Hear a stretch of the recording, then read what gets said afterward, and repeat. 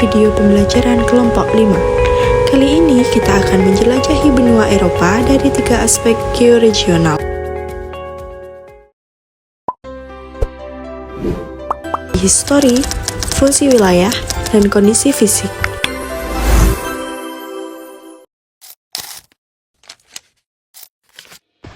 Benua Eropa terletak di belahan bumi utara dan sebagian besar di belahan bumi timur.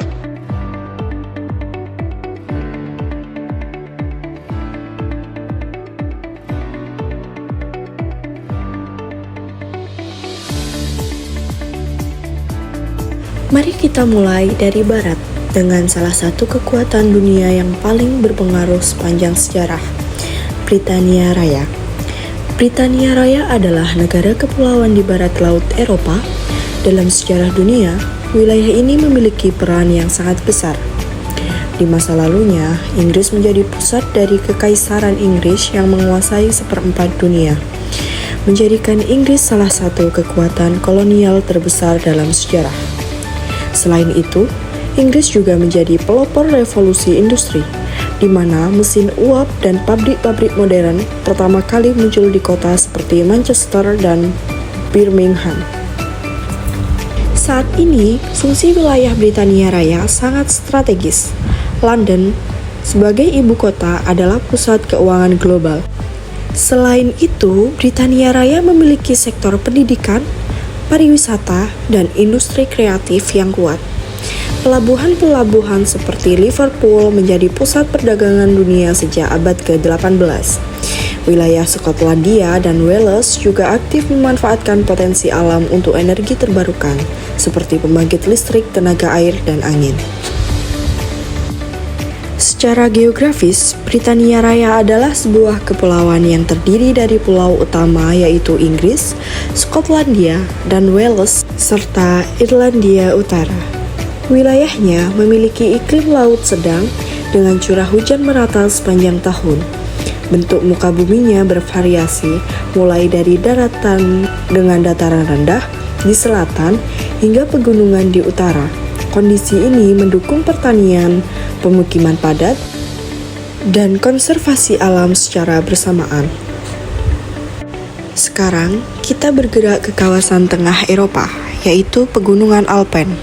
Pegunungan ini merupakan salah satu kawasan paling penting secara historis dan geografis. Sejak zaman Romawi, jalur-jalur di Alpen seperti Este Bernard Pass menjadi penghubung vital antara Italia dan Eropa Tengah. Pada abad pertengahan, banyak kastil dan biara yang dibangun di wilayah ini untuk mengontrol jalur perdagangan dan militer. Saat ini, Alpen dikenal sebagai kawasan wisata kelas dunia. Setiap tahunnya, jutaan wisatawan datang untuk bermain ski, mendaki, atau menikmati pemandangan di kota-kota seperti Zermatt dan Innsbruck.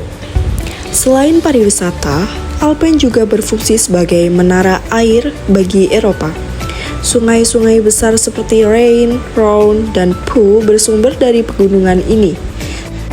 Selain itu, kegiatan seperti peternakan dan produksi keju juga menjadi ciri khas lembah-lembah Alpen.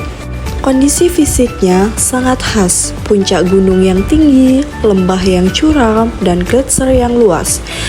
Mont Blanc yang terletak di perbatasan Prancis dan Italia adalah gunung tertinggi yang ada di kawasan ini. Musim dingin yang ada di kawasan ini berlangsung panjang dan bersalju, sedangkan musim panasnya sejuk. Karena topografi di wilayah ini ekstrim, kota-kota besar tidak banyak ditemukan, tetapi kota-kota di lembah tumbuh subur dan tertata dengan baik. Dari pegunungan, kita turun ke dataran rendah di Eropa Barat. Wilayah ini memiliki sejarah panjang sebagai pusat perdagangan dan peradaban. Pada masa Romawi dan abad pertengahan, kota seperti Brugg dan Gent tumbuh sebagai pusat ekonomi dan kerajinan. Dalam sejarah modern, wilayah ini menjadi lokasi penting dalam Revolusi Prancis, Perang Napoleon, serta medan pertempuran Perang Dunia I dan II. Fungsi wilayah ini sangat penting bagi perekonomian di Eropa. Daerah Ruhr di Jerman menjadi pusat industri dan pertambangan. Pelabuhan Rotterdam di Belanda adalah pelabuhan tersibuk di benua Eropa yang menjadi pintu masuk barang-barang dari seluruh dunia, sehingga wilayah ini juga terkenal dengan pertanian intensif yang menghasilkan sayuran, susu, dan bunga dalam skala yang besar. Secara geografisnya, dataran ini sangat datar, bahkan beberapa wilayah di Belanda berada di bawah permukaan laut. Untuk mengatasi risiko banjir, Belanda membangun sistem tanggul dan kanal yang sangat maju. Iklimnya maritim sedang, sangat cocok untuk pertanian dan transportasi sungai.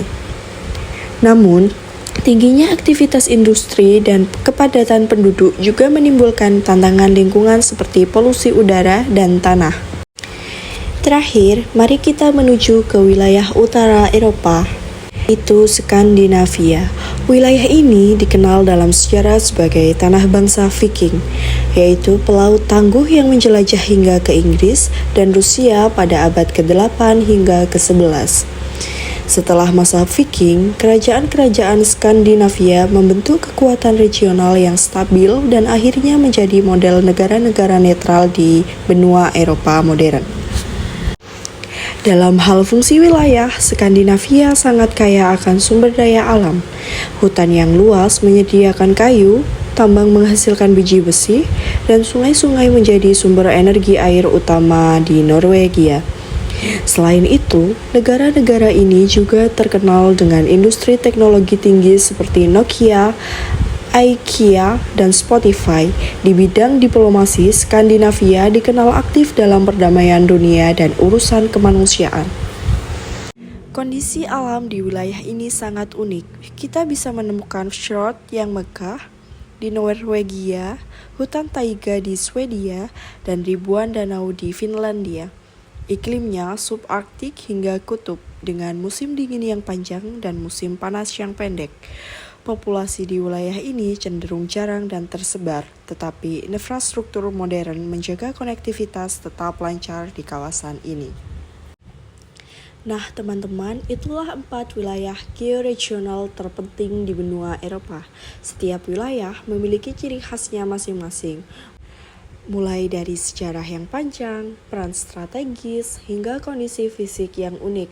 Memahami semua ini akan membantu kita melihat bahwa Eropa bukan hanya satu kesatuan, tetapi merupakan sebuah benua yang terdiri dari banyak mozaik regional yang saling melengkapi. Terima kasih sudah menyimak video pembelajaran kelompok kami. Sampai jumpa di materi selanjutnya. Bye-bye.